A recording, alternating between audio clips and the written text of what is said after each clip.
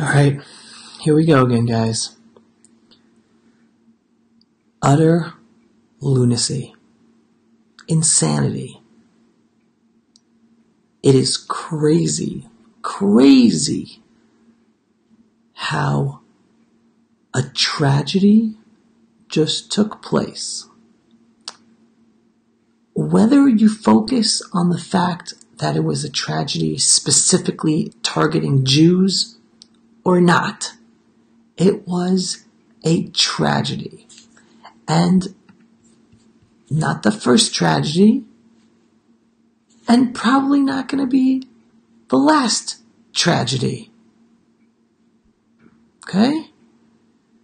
Yes, there have been other mass shootings in America. Alright? It's horrible, but it's happened. But this is different because it was targeting Jews in a synagogue. Alright? So totally anti-Semitic attack, total anti-Semitic massacre, and the shooter himself admitted it when he basically screamed all Jews should be killed. Right? He screamed it himself. Right there, that he was targeting Jews. This should be a tragedy where we're focused on the tragedy. We're focused on how horrible. When we're focused on the sadness. When we're focused on coming together, on giving comfort to the community, giving comfort to the families. That should be the focus. That should be the focus. Some people are focused on that. But I'm telling you, the sickness going on right now, whether from celebrities, politicians, social media people, blaming this on Trump, blaming this on conservatives, blaming this on Israel because Trump moved the U.S. embassy to Jerusalem, it's utter lunacy. Lunacy. Like, where are you going? People are so stuck in their ideological agendas that they are not even allowing a tragedy to unify us. All right, now stick with me on this one, because I'm now going to burst the twisted logic that unfortunately many on the liberal progressive side are using this to blame Trump. Okay? Follow me here. Follow me.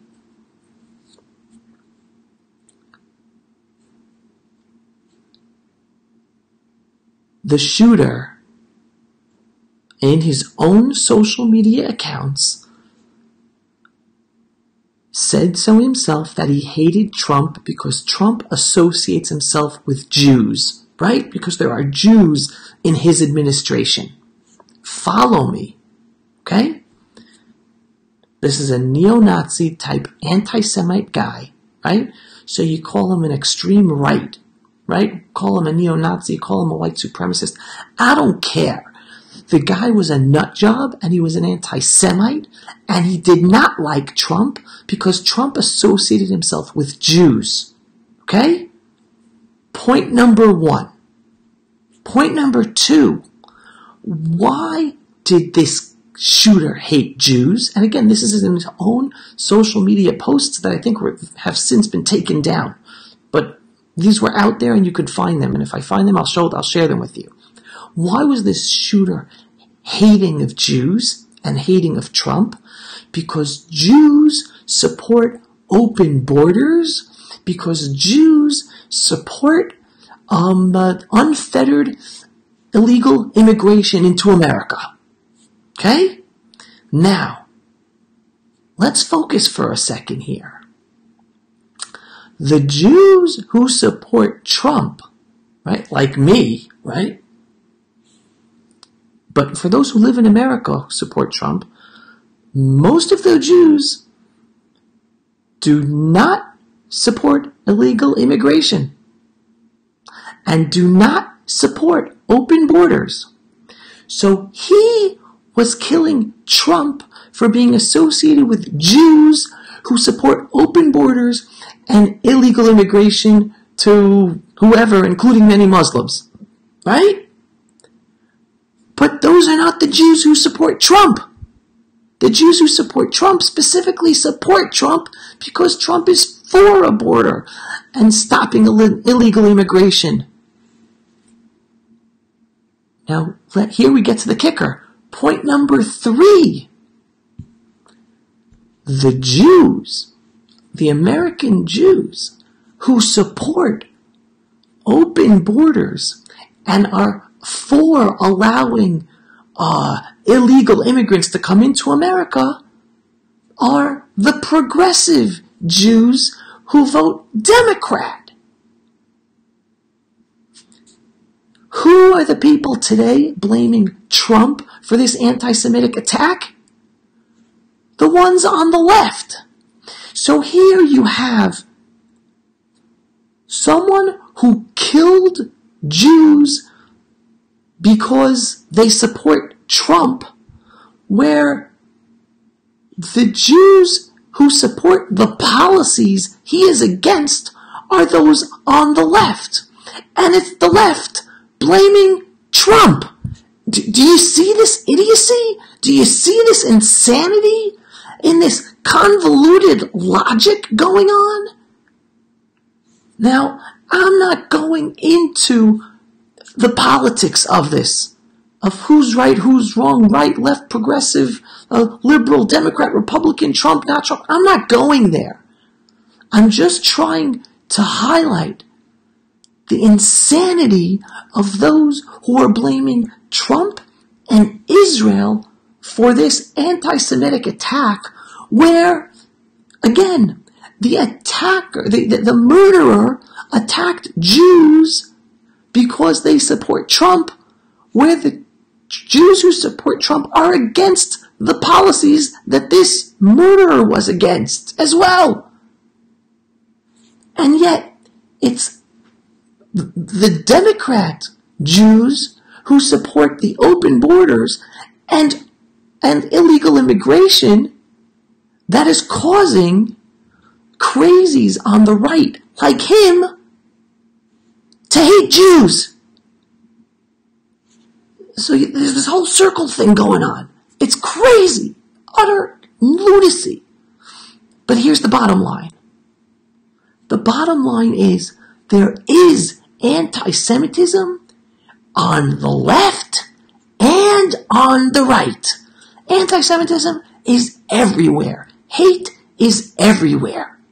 Now, folks, some of you only started to follow me now since Ari's murder and since Ari handed over his page to me before he was murdered, and I'm now running his page and doing videos on his page. I used to do videos on my own pages, and sometimes I still do, for years. And before the election, before the Clinton-Trump election, I was calling this out and talking about the growth of anti-Semitism in America, right? Before Trump was elected, the left and the Democrats and the progressives were saying, oh, don't vote Trump because anti-Semitism is going to grow. And I was telling everyone before the elections, this is more than 2 years ago, I'm saying anti-Semitism has already grown under the Obama administration. Anti-Semitism was on a growth spurt. I'm saying there is no connection between Trump and anti-Semitism. Anti-Semitism grew on college campuses under Obama. The Muslim Brotherhood that is for killing Jews and destroying Israel, and also about overtaking the world, was allowed into the White House by Obama. Obama allied himself with the Muslim Brotherhood. CARE, a Muslim Brotherhood front organization in America, had open-door policy to the White House under Obama. Anti-Semitism was on a roll and growing under the Obama administration. No one could blame Trump today for the fact that anti-Semitism is growing. Yeah, anti-Semitism is growing. but it was growing before Trump even came into office. And again, it's on both the left and the right. Now, here's the scary part. Even though it's both on the left and the right, do you know which one is more dangerous today? They're both dangerous. I'm not saying they're either of them. They're both dangerous. Anyone who's an anti-Semite who can get access to a gun is dangerous, or not a gun, anything. But anti-Semitism on the right is despised. It's taboo. They're called neo-Nazis. They're called white supremacists, right? They are shunned by society. But anti-Semites on the left, the growing anti-Semitism on college campuses by university professors, by student leaders, by administrations, making safe spaces for everyone but for Jews, that is institutionalized anti-Semitism that's growing.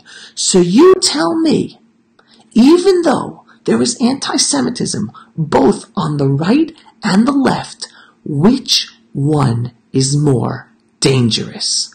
To me, the answer is clear. The anti-Semitism on the left is more dangerous because it's become accepted. You have a Louis Farrakhan who can say Jews are termites and nobody on the left says boo. You have a Linda Sarsour who is part of the Muslim Brotherhood, who supports Sharia law, who is accepted as the darling of the left, of the Women's March, of the Democratic Party, supporting and working on democratic campaigns for Muslim politicians who are part of this Islamic Muslim Brotherhood front in the culture war to overtake America from within, and they are accepted and given a big hug by the Democratic Party. They are the biggest danger, not just to the Jews, but to the freedom-loving Americans who want to continue to have their freedom in America. So you want to know where the true danger comes from anti-Semitism today? It's coming from the left. It's coming from the bear hug the Democratic Party is giving them and not shunning them and not shutting them down and not despising them because of their anti-Semitism. But who gets the headlines, the mainstream press? Only those wackos on the right, who are individuals who are even shunned by the right and shunned by the Republican Party, or majority of the Republican Party, especially the establishment. But on the left gives a bear hug to their anti-Semites and does not shun them. So anti-Semitism on the left is becoming normalized, whereas on the right, it's marginalized. So yes, there is anti-Semitism everywhere on both sides. But the side that is the real danger is on the left. That's the truth. And my call to everybody, every tragedy, stop dividing us. Come together. Come together. And my call to my fellow Jews, stop letting your political agendas to divide us. Come together. This is a tragedy that affects all of us. And again, here's, for all of you who've come later on, here's the irony I was telling in the beginning. This lunatic anti-Semite neo-Nazi hated Trump because he was associated with Jews. And those Jews who support Trump are conservative Jews who are against open borders, who are against illegal immigration. But he hated Jews because he knew that many Jews in America support open borders and support illegal immigration. And here he was killing Jews because they support Trump. It's crazy. So that's the craziness of the situation. The bottom line is there is anti-Semitism on both sides everywhere, and we have to come together. But here's the reality. The reality is, yes, anti-Semitism is growing. Not because of Trump. Trump isn't an anti-Semite. Trump has a Jewish child. He has Jewish children. He's the most supportive president of Israel ever. He is not an anti-Semite, and he is not allowing for the growth of anti-Semitism. What's allowing for the growth of anti-Semitism is the left allowing it to grow on the left. which is then allowing it to grow on the right as well. So it's growing on both sides. I wish I can tell you that it would end and we can end it tomorrow. Unfortunately, it won't. It's probably still going to grow, and it's going to take a lot of power to stop it. But if the institutionalized left allows it to grow and become more powerful, and guys, all you have to do is look at England. Jeremy Corbyn is an anti-Semite, and he is now leading the Labour Party. Anti-Semitism is now totally acceptable on a political level in England. Got it? In Britain, the Labour Party is today anti-Israel, which equals anti-Semitic, with a leader that espouses those ideals. He has friends in the Hezbollah and Hamas. The guy's an anti-Semite. And if the Democratic Party doesn't start shutting down Linda Sarsour and Louis Farrakhan and all those Muslim political candidates who are associated with CARE and the Muslim Brotherhood, well, the Democratic Party is going to be going in the same direction as the Labour Party in Britain, with anti-Semitic leaders like Jeremy Corbyn, and that will not look good for the United States of America. So we all have to be careful. And my call for all of you is protect yourselves. The world is not as safe as it was yesterday, and it's probably going to be less safe tomorrow. Learn how to protect yourselves. And if you're afraid of guns, then take some martial arts and learn how to defend yourself. And if you're a Jew, then I would say come home to Israel, because here we can defend ourselves with all of our terror, with all of our enemies. Here we can defend ourselves, and the level of violence here with all of the terror is still minuscule than the violence level at any major city in the Western world. But if you're a Jew and you're still not willing to commit to moving to Israel, prepare yourself to know how to defend yourself. That is the present and the future. I wish I could be telling you that tomorrow is going to be beautiful and anti-Semitism and hatred is going to disappear and dissipate and America is going to go back to the way it was in the 80s, where we just watched MTV music videos and didn't have to worry about terror. I didn't actually watch MTV music videos, but a lot of people my age did. But no, it's not so easy to go turn back the clock and go back to the way life was in the 1980s in the United States of America. Anti-Semitism is growing. Hatred and division in America is growing. Leftist lunatics hitting people in the streets because they disagree with them is growing. Learn how to defend yourselves and your families and your communities. And if you're a Jew, come home. And if you're not ready to come home to Israel, then also learn how to defend yourself while you're in America. So that's it, folks. That's the insanity we're dealing with. And if you missed the beginning, go watch the beginning. It's time for you to go to sleep. After 1 a.m. in the morning, plenty of work still to do. My blessings to all of you. My blessings to all of you is be part of spreading the light. Be part of spreading the truth. I am not spending my time calling out the anti-Semitism on the left in order to say bad things about the left. I'm calling it out in order for those people with integrity on the left to see reality, wake up, call out the hatred and anti-Semitism that exists within the Democratic Party to change things. That's why I call this out. I call it to my fellow brothers and sisters who are Democrats, who are progressives. Wake up to the reality around us. Let's come together. We don't have to agree politically, but let's wake up to the dangerous reality that's surrounding us, because anti-Semitism is out to get all of us. A killer doesn't ask your political views before he kills you if he's an anti-Semite. He kills you because you're a Jew. You could be a conservative Jew. You could be a liberal Jew. You could be a religious Jew. You could be a secular Jew. He's still going to want to kill us. And the same thing for hatred.